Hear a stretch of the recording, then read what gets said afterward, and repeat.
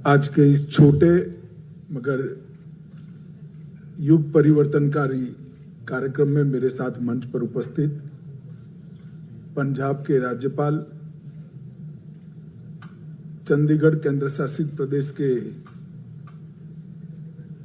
हमारे एलजी श्रीमान गुलाब चंद कटारिया जी, केंद्रीय गृह सचिव श्रीमान भल्ला जी, आसूचना ब्यूरो के निर्देशक श्रीमान तपन डेका जी, राजीव वर्मा जी सलाहकार प्रशासक चंडीगढ़, सुरेंद्र सिंह यादव जी पुलिस महानिदेशक, श्री सतपाल चौहान जी गृह मंत्रालय के महानिदेशक और आज के कार्यक्रम में आए हुए सभी गणमान्य अतिथि, आप सभी का आज मैं स्वागत करता हूं। मित्रों, मैं एक छोटे से कमरे में गया हूं जिसका क्षेत्रफल शायद 8 यार्ड भी नहीं था, मगर वो कमरे ने एक प्रकार से देश की आजादी में बहुत बड़ा योगदान दिया था।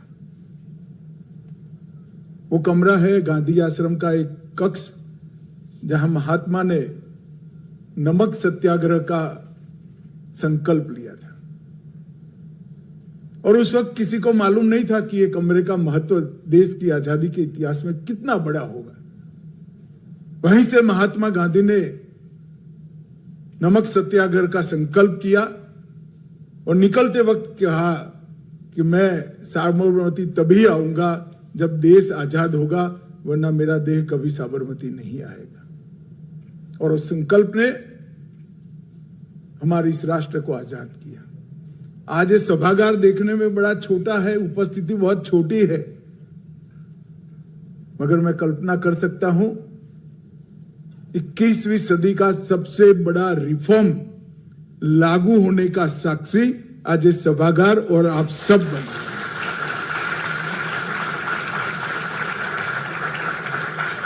और मैं पूरी प्रक्रिया को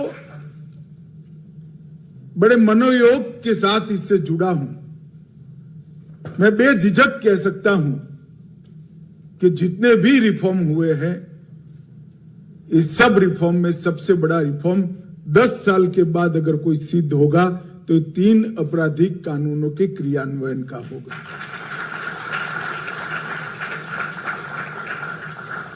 क्योंकि संविधान कोई पुस्तक नहीं है, संविधान एक स्पिरिट है। हर व्यक्ति की गरिमा उसका अधिकार है, हर व्यक्ति का सम्मान उसको मिलना चाहिए और हर व्यक्ति को न्याय मिले, वो संविधान का दायित्व है। संविधान ये स्पिरिट है और इस स्पिरिट को जमीन पर उतारने का जो माध्यम है, ये एक प्रकार से हमारी क्रिमिनल जस्टिस सिस्टम। आप मुझे बताइए 150 साल पहले बना हुआ कानून कैसे रिलेवेंट रह सकता है? 1860 की दुनिया, 1860 का भारत और आज का भारत, उस वक्त के शासक की उद्देश्य और आज हमारे संविधान के उद्देश्य, कितना बड़ा अंतर। क्रियान्वयन की मशीनरी वो की वो, सालों तक न्याय नहीं मिलती, तारीख पर तारीख, कई जगह पे देश में न्याय की जगह अन्य रास्ते अपनाने का सबने शुरू कर दिया। मैं तो राज्य में गृह मंत्री भी रहा हूं, मुझे मालूम है लोगों का विश्वास ही धीरे धीरे सिस्टम पर से उठता जा रहा था। और इसीलिए पूरी प्रक्रिया में हमने एफआईआर जो बढ़ेगी इसकी गिनती की है। उसमें सिर्फ आबादी की बढ़ोतरी की गिनती नहीं करी है, इसके साथ एफआईआर रजिस्टर कराने का भी बढ़ोतरी होगा, इसका भी गिनती किया है। क्योंकि मैं मानता हूं ढेर सारी एफआईआर रजिस्टर ही नहीं होती क्योंकि न्याय ही नहीं मिलता है।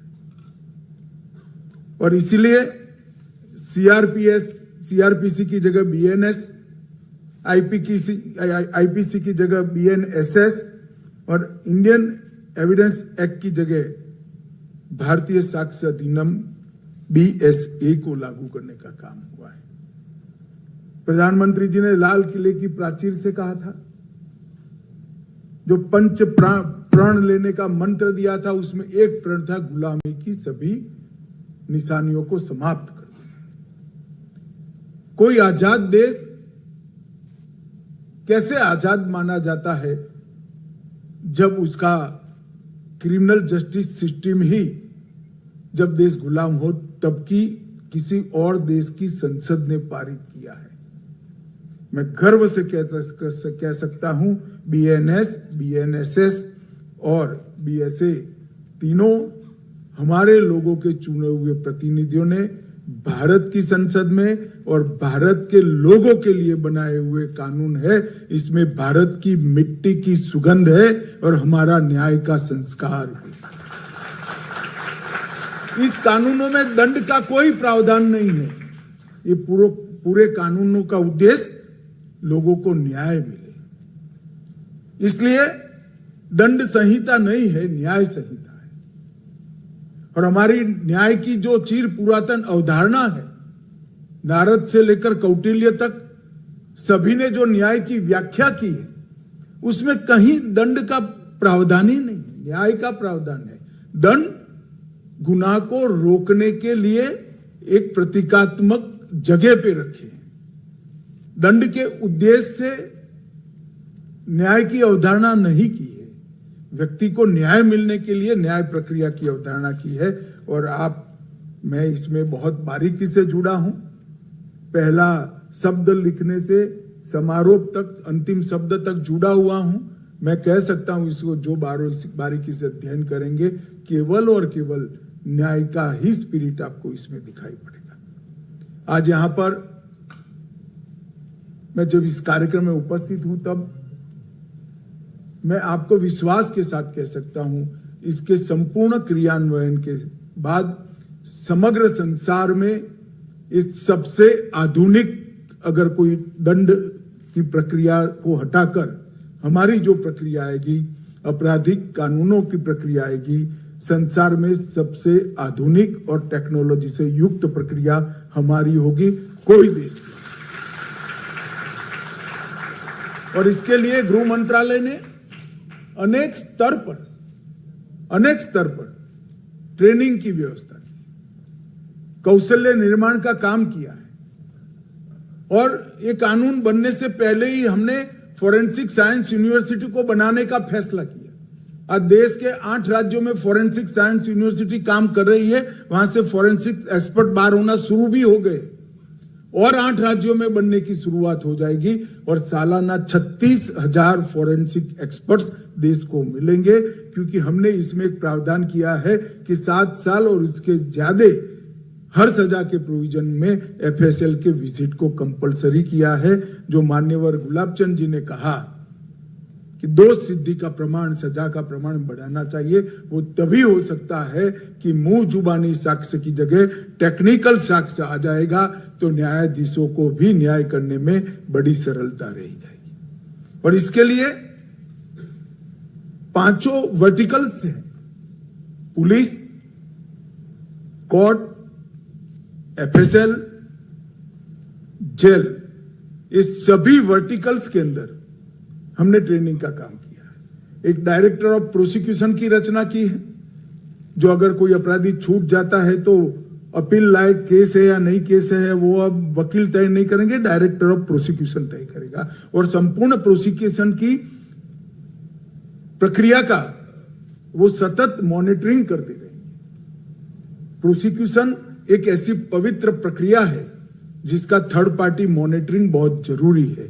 और एक डायरेक्टर प्रोसिक्यूशन नहीं होगा, जिला और तहसील तक इसकी पूरी श्रृंखला तैयार की है, इनके अधिकार भी तय किए हैं।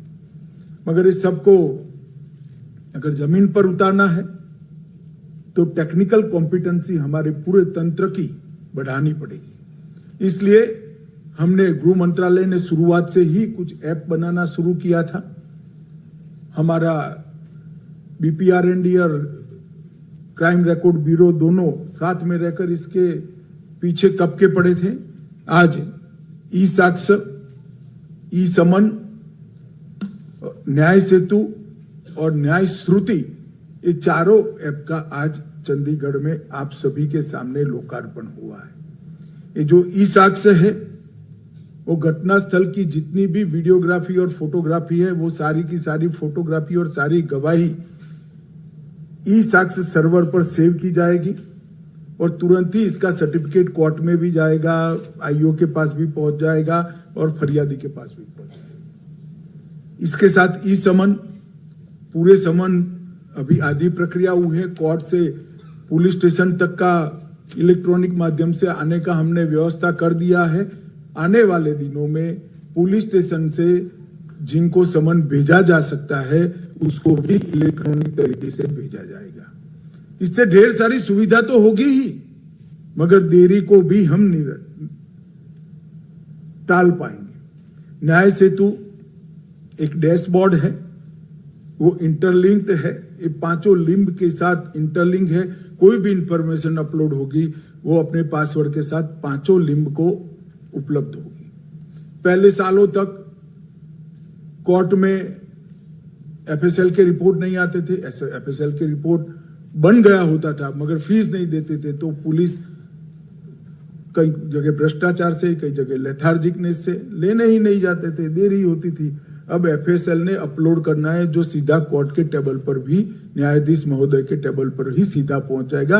वो भी डाउनलोड कर सकते हैं और पुलिस भी सीधी डाउनलोड कर सकते हैं।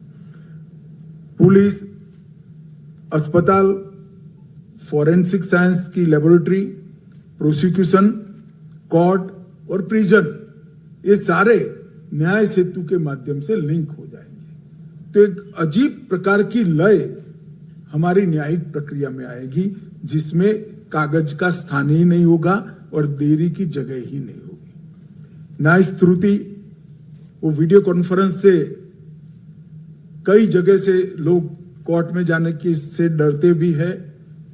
मैं भी कई बार कोर्ट में गया हूं, जो पुकार लगाते हैं वही बहुत अपमानजनक लगता है। न्यायाधीश साहब यहाँ बैठे होंगे तो उसको अन्यथा ना ले कोई। और 11 बजे जाओगे और 5 बजे कहेंगे कि डेट पड़ गया आपका, तो ढेर सारे लोगों को तकलीफ होती है। अब आपके निश्चित समय पर शहर में आने वाले दिनों में कई जगह पे ये साक्षी देने की जगह, न्यूट्रल जगह बनाई जाएगी। आज तो सभी कोर्टों में बनाई है, जहां से कोई भी कोर्ट, नजदीक के कोर्ट में आप चले जाओगे कहीं पर भी दे पाओगे। एफएसएल अपने यहाँ से दे देंगे, मेडिकल अस्पताल अपने यहाँ से दे देंगे, तो किसी को जाने की जरूरत नहीं। 5 मिनट गए, अपना साक्ष्य दिया, आधे घंटे में वापिस आ गए। तो इससे बहुत बड़ा फायदा होने वाला है। और मेरा आग्रह है पूरे सदन का कि ये जो साइबर इंटर्न बने हैं अपने साइबर स्वच्छता के लिए, ये साइबर सोल्जर के लिए आप सभी लोग एक बार ताली बजाओ, क्योंकि ये बहुत जरूरी है। और मैं बच्चों को कहना चाहूंगा कि आपने जो शुरुआत की एक दृष्टि से शौकिया करी है, मगर ये संस्कार है। समाज के लिए कुछ करना, समाज के लिए अपना समय देना, जिसमें मुझे कुछ फायदा नहीं है ऐसी एक्टिविटी करना, यही व्यक्ति को बड़ा बनाती है। एक बहुत बड़े विचारक ने स्वामी विवेकानंद को पूछा कि स्वामी जी, ज्ञान के तो कितने सारे पहलू हैं, संगीत का भी ज्ञान है, विज्ञान भी ज्ञान है, भाषा भी ज्ञान है, न्यायशास्त्र भी ज्ञान है, व्याकरण भी ज्ञान है, अवकाश का भी ज्ञान होता है, तो ज्ञान किसको माने? ज्ञान की व्याख्या क्या? तो स्वामी जी ने कहा, जो व्यक्ति पर, स्व पर से पर का विचार करता है वो ज्ञानी है। अपने अलावे बाकी लोगों का विचार करना, इससे बड़ा ज्ञान कोई नहीं है। और आज आप लोगों ने इसकी शुरुआत की है। और मैं मानता हूं जब आदत पड़ती है तो जीवन भर, युवा अवस्था में जो आदत पड़ती है वो चालू रहती है। और मैं चंडीगढ़ पुलिस को भी अभिनंदन देना चाहता हूं कि आपने 3 बैच होकर कुल 1200 छात्रों को इसके साथ जोड़ा है। मित्रों, ये तीनों नए कानून जो आए हैं, इसमें ढेर सारी परिवर्तन आज की हमारी न्यायिक व्यवस्था में किया है। इलेक्ट्रॉनिक माध्यम से आप एफआईआर दर्ज कर सके कर पाएंगे।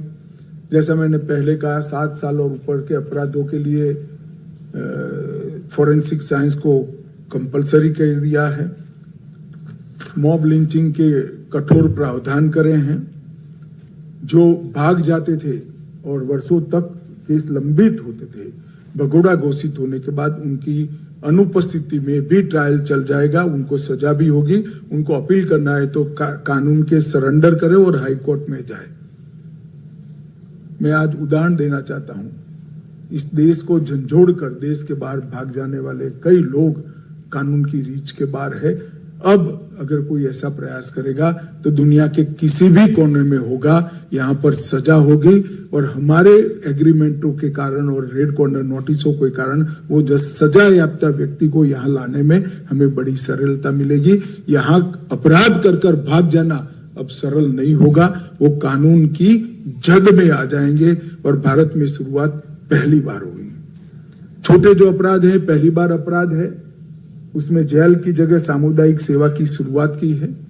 विक्टिम सपोर्ट, विक्टिम प्रोटेक्शन के लिए विस्तार से इसके अंदर प्रोविजंस किए हैं। जो फरियाद करता है उसको 90 दिन में उसकी केस की प्रोग्रेस देना पुलिस की जिम्मेदारी है। जो कस्टडी में है उसके लिए हैबियस अब करनी नहीं पड़ेगी, उसको लटकाना है पुलिस स्टेशन के बाद एक रजिस्टर में कि मेरे पास ये व्यक्ति कस्टडी में है। तो जब कस्टडी में है ऐसा सर्टिफाइड करते हो तो पुलिस की रिस्पॉन्सिबिलिटी अनेक गुना बढ़ जाती है।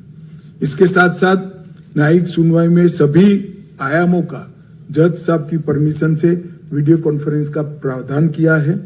नए कानून के स्मूथ इम्प्लीमेंटेशन के लिए ढेर सारे इनिशिएटिव हमने लिए हैं।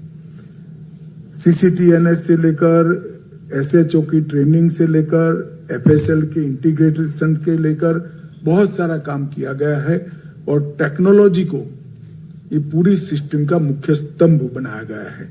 चंडीगढ़ की ही मैं बात करूं तो 22 IT स्पेशलिस्ट इन्होंने रख लिए हैं, 125 डाटा एनालिस्ट रखे हैं, 160 नए कंप्यूटर लिए हैं, 2 वेब कैमरा, सभी थानों में 1 स्पीकर और 2 वेब कैमरा लगे हैं, 170 टैबलेट, 25 मोबाइल फोन और 144 नए IT कांस्टेबल भर्ती करने का काम सिर्फ चंडीगढ़ में हुआ है।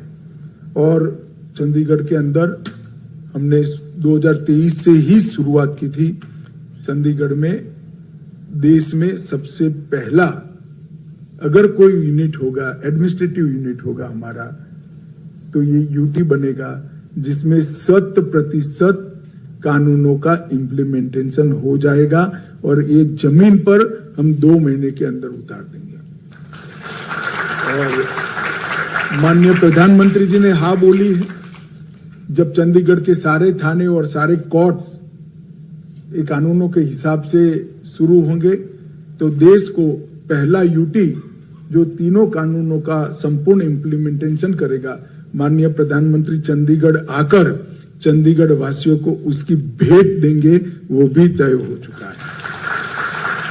भाइयों बहनों, मैं हमेशा जहां भी जाता हूं तब कहता हूं, नशे के खिलाफ हमारा अभियान ये सरकारी अभियान नहीं है।